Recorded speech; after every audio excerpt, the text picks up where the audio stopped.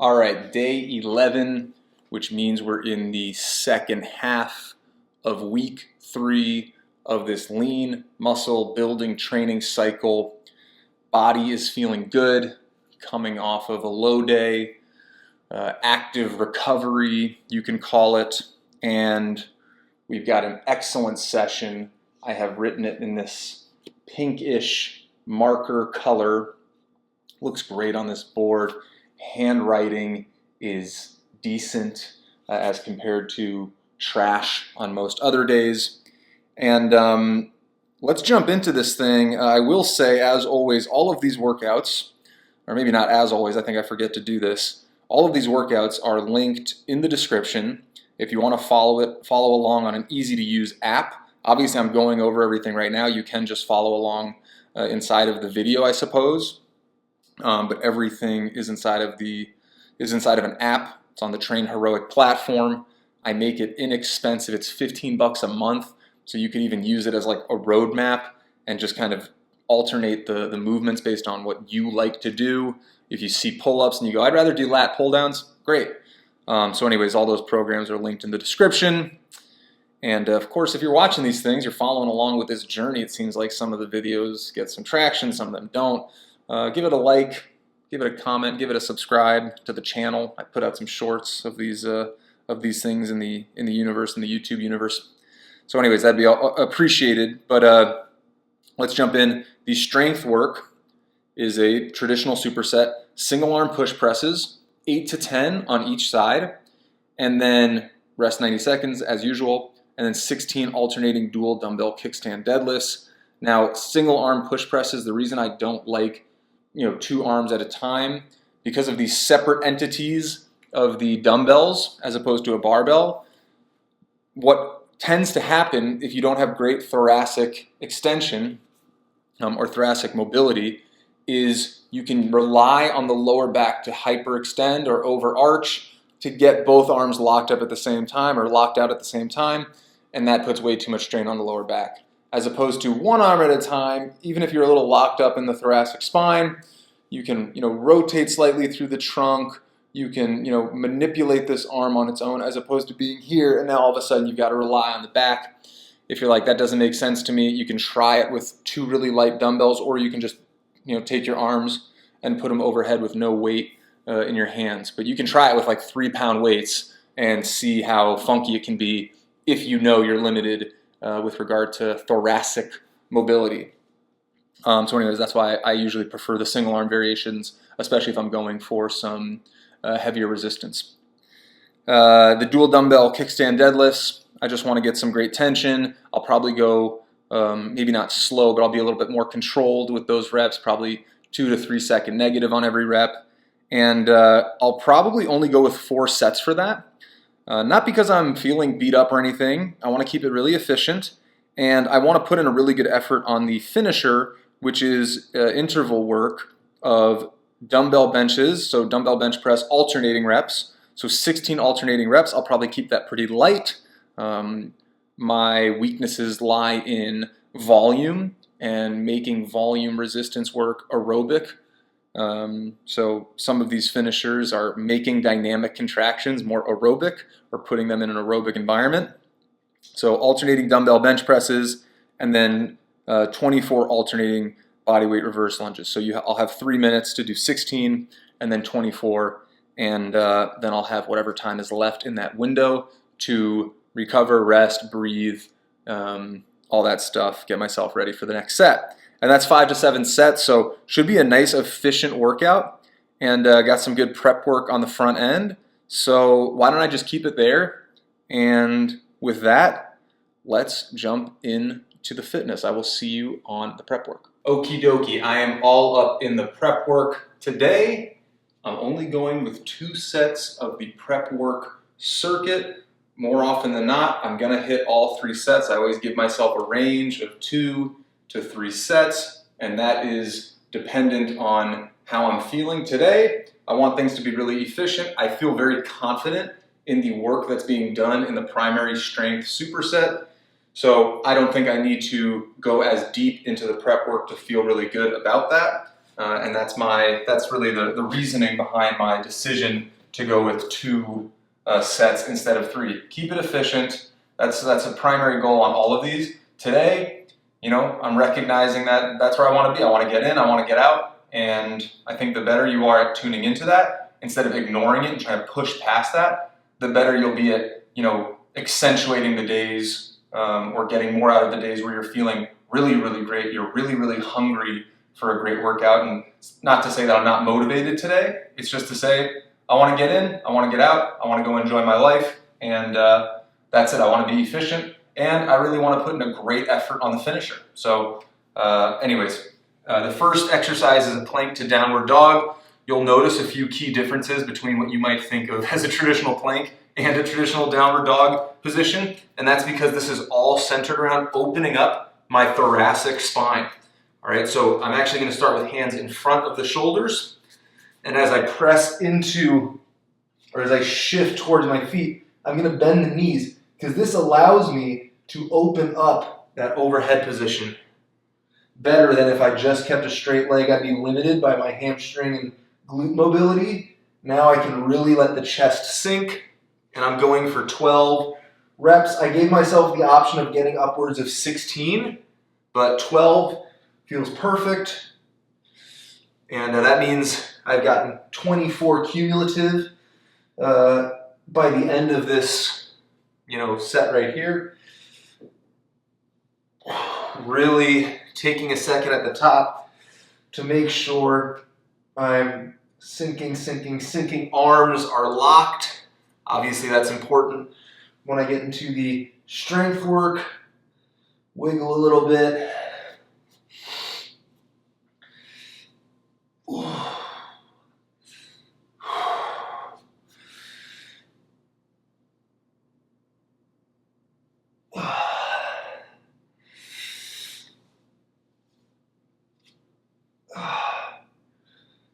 And I'm sliding a bit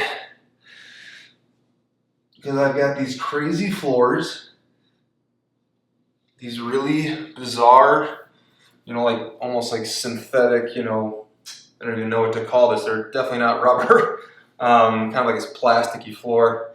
Got a little reduced traction on my shoes because they are old and withered. It's time to re-up. And yeah, that's why I'm sliding a bit up with the feet. But here we go. Second exercise is a half split reach. So I'm just going to bow forward. You know, if I did have a third set, I would be getting a little deeper into the stretch. That's not going to hinder me though from getting into a good position for the deadlift variation we have today. So I'm not too concerned. Of course, it's always nice to get a little extra range of motion, but again, we don't necessarily need it on the deadlift variation that we'll be working with today. So 10 reps of these. Really great one though for the hamstrings and glutes. And reps, I always find, are really the way to getting great mobility.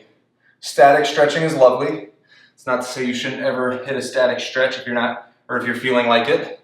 You know, that is of course a-okay, but if you want to be efficient, you know, 10 reps already, you can see I'm getting a little lower on the shoe, and there's this balance component. So there's this idea of I'm not just lengthening, I am strengthening as I lengthen, and that is an important part of having great mobility. That's not to say I have great mobility. Obviously, I focus a lot on general balanced fitness, so you're kind of always robbing Peter to pay Paul, so to speak. But I think all things considered, how much I do or how much I don't invest in my overall fitness, I think I've got some pretty solid range of motion, some pretty solid strength, good aerobic base.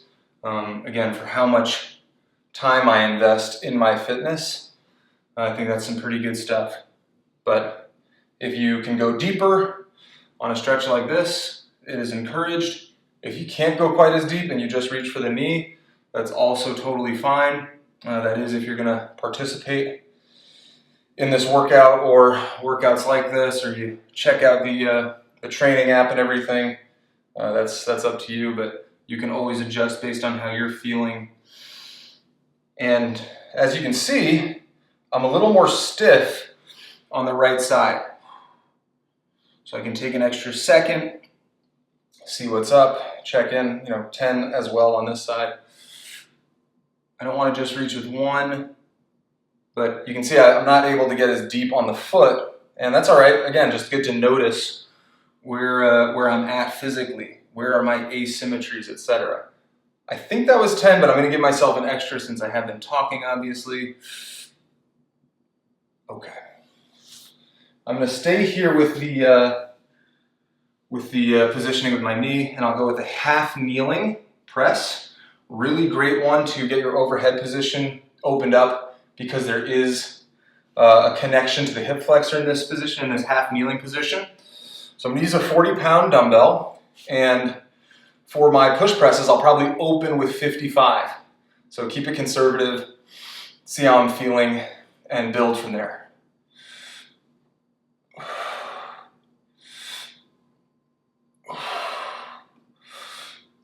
8 reps of these.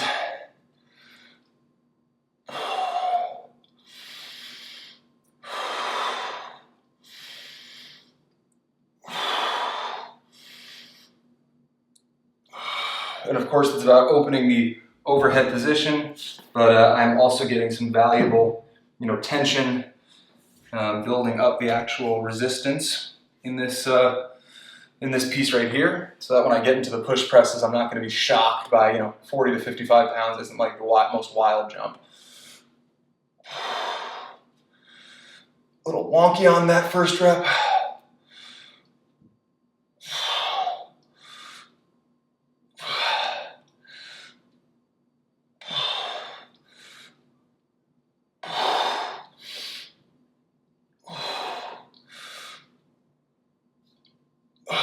Okay, feels solid. Looks like my battery's about to die. So I will see you in just a second on the final piece of the prep work circuit. Final exercise of the prep work circuit is dumbbell Romanian deadlifts. My big thing here is I'm really trying to get a good stretch through the hamstrings and glutes on every rep. I'm just gonna get 8. Lots of control. Like I said, I wanna put get a lot of control on every single rep of the kickstand deadlifts. So just making sure I'm comfortable with that stretch in the hamstrings and glutes. If you're looking at this, you're like, no, that's too much of a bend. Listen, I want my hamstrings and glutes to be strong in a deeper range of motion, right? So if I grab hundreds and I go here and I come up, for me, there's no real utility to that. I guess if you want to act like you're hanging on to bigger dumbbells, good for you, I guess. But if you're taking hundreds and going like this, and you can't control them through a full range of motion, again, like, what is the point? If you're thinking about physical health, right? I want to be able to do things that life asks of me for a very long time. I want to say that's 8. Again, I lose count when I'm talking. Let's call this 8. Now I'm feeling good. I put these away, and you'll see, like I said, I'm only going to get 4 sets of the strength work, and maybe I shouldn't even say only. I'm going to get 4 really solid sets of strength work, and then I'm going to try to get 6 or 7 intervals on the finisher, giving myself a range of 5 to 7 on that, so higher end of time in the finisher would be great. And yeah, I got to set up some crap. You'll see set 4 though. Hoping the quality and everything look good on set 4. You can be the judge. I will probably watch this back, and I will also be the judge. And with that, I will see you on set. I won't do the piece. I'll see you on set 4. Okay, I'm on the 4th set of the strength superset. And just to give some context, set 1 and 2 on the single arm push presses. I did 55 pounds for 10 reps. I made a tiny increase to 60 pounds, and I pulled it back to 8 reps for set 3. That's what I'm planning on doing right now. You can chalk it up to being a little out of practice with this specific movement. Is my dip and drive, a little bit rusty? Yeah, probably. And so, that combined with not the best overhead position, minimal rest, all that stuff makes me say, hey, let's not make too big of a jump. Let's pull back a little bit, keep things, you know, higher quality, still great tension, you know, have some room in the tank for the deadlifts and plenty of room in the tank for the finisher. Okay, so 8 reps, single arm push presses starting with the right side, which is also the side I'm going to start with on the deadlifts, you'll notice.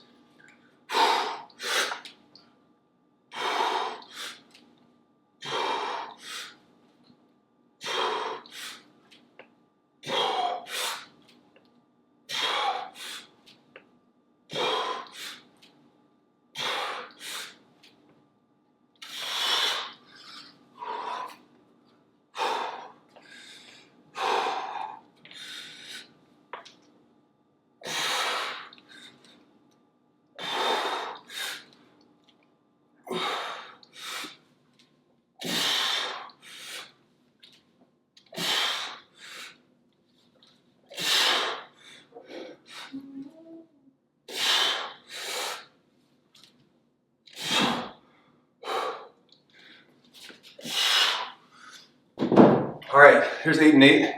Felt like a pretty solid set. Right side is my limiting side. That's my limiting factor. Just funky overhead position. Played baseball when I was younger. Again, doesn't matter how far I took baseball. Just the fact that I pitched, loading up on one side, whipping this arm, you know, over and over and over and over. You know, it's pretty jacked up. Long term, you know, so it's like a lifelong project to unscrew, you know, or de-screw all of those damages, I guess, inside of that, you know, acclimation, I guess, or I'm fatigued from the presses, so I don't know exactly what I'm trying to say, but right side is the limiting, you know, side, asymmetries galore because of that. Left side feeling pretty good. And yeah, my timer's going over here. I'm going to call that 90 seconds and just get right into the kickstand deadlifts. So you'll see good tension on these. 4 sets is definitely valuable. I'm, you know, breath rate's up, I'm sweating. Small step back. 16 total as a reminder.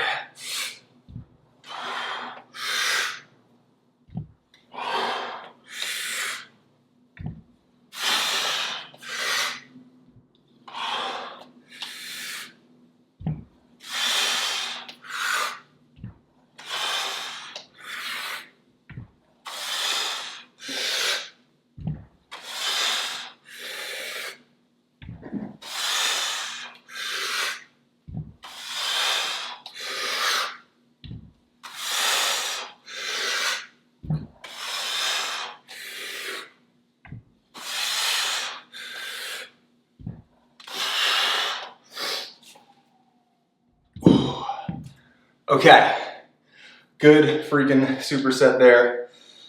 Probably take about 2-3 minutes, bring myself down a little bit, then I'll get into this interval couplet, higher volume, lower weight, and that should be a good one. Looking for 6 to 7 rounds, and remember it's every 3 minutes. I'm gonna do 16 alternating dumbbell benches. I'm gonna go with 40 pounds just to keep it light, make sure I can move through those unbroken and get right into the lunges. And then, yeah, you know, you rest for as long as that takes. I'd like to have those 2 movements done within like 1:45. And then, so I'll ideally have about 75 seconds to rest. And then I'll hit that for, I have 5 to 7 on the schedule, but I'm gonna try for 6 to 7. And so I'll see you on the final set of that interval work to show you one of those sets, and I'll see you out there. So I'm on set 6 of the finishing piece. So my final interval is coming up in 30 seconds. Again, 16 alternating dumbbell bench directly into 24 alternating reverse lunges body weight. This is gonna be it for me. I know I have 1 on the table. You wanna stay fresh for tomorrow. That's always gonna be my default mindset these days. as I get older, you know, mid-30s, late 30s, I want to stay fresh, I want to stay healthy. So I like to push, but I want to pull back and not reach my threshold.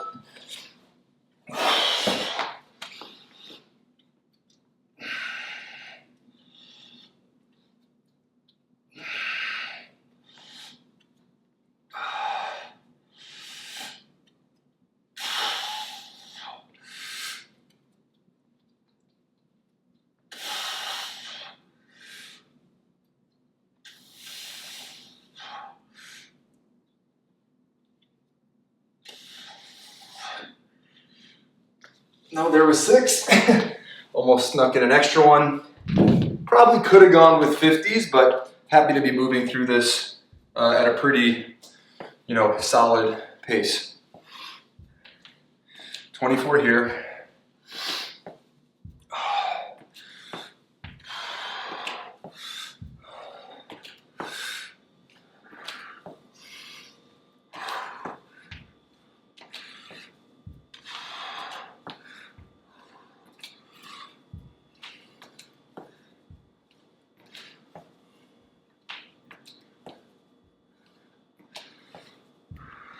Here's 18.